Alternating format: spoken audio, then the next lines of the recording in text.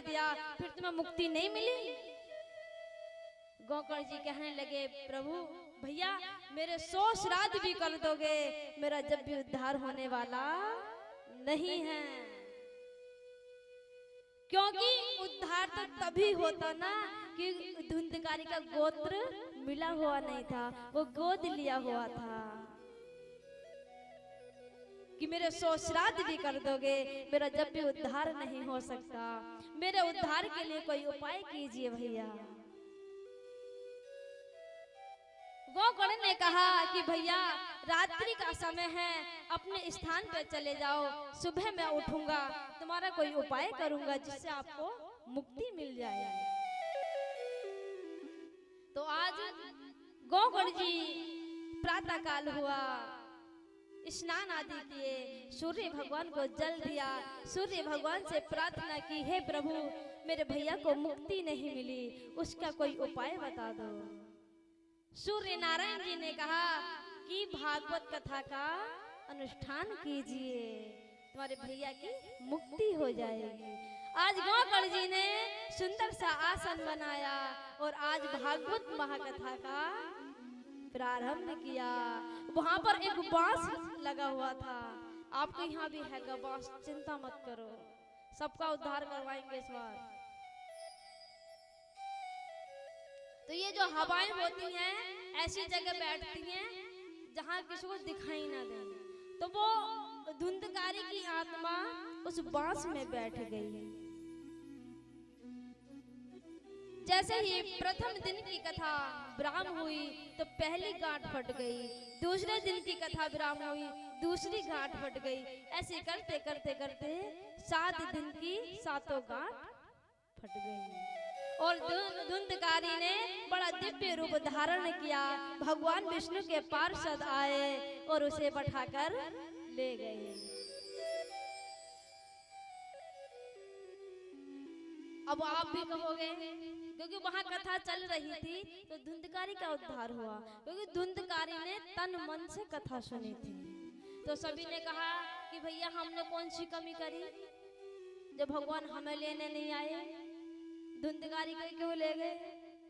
तो गोकर्ण जी ने कहा आपने कथा ध्यान से नहीं सुनी, ध्यान से सुनते तो तुम्हारा भी उद्धार होता।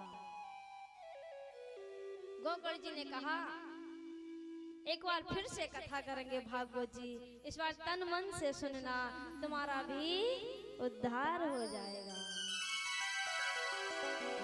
तो आज गोकर्ण जी ने कथा करनी प्रारंभ की और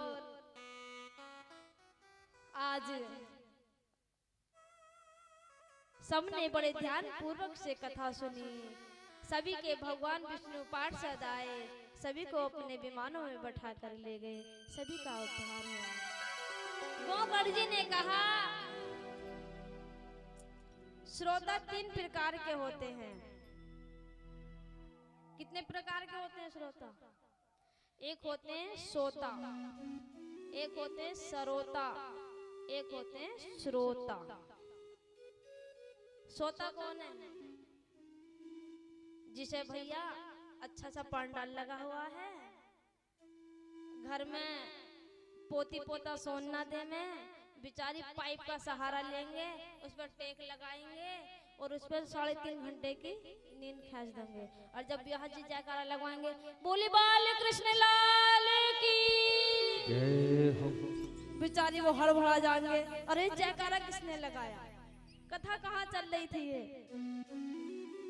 ऐसा ही होता है ना, वो होते हैं सोता, वो कथा में नींद पूरी करने आते हैं, नींद पूरी हो गई अपने घर चले गए।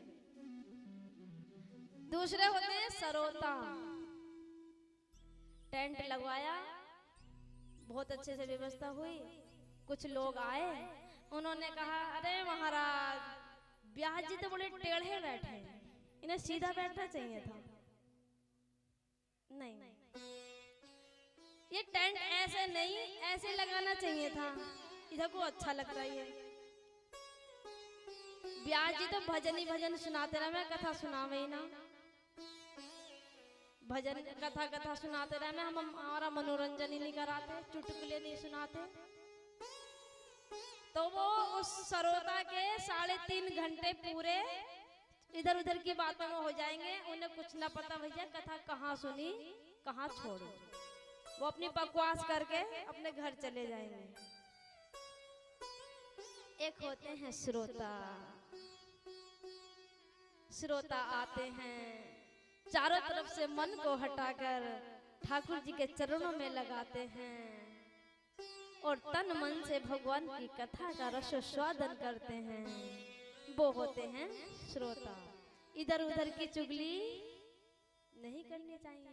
जो इधर से उधर लगाते हैं ना, गरुड़ पुराण में लिखा हुआ है, उन्हें बिल्ली बनना पड़ता है, ध्यान रखना।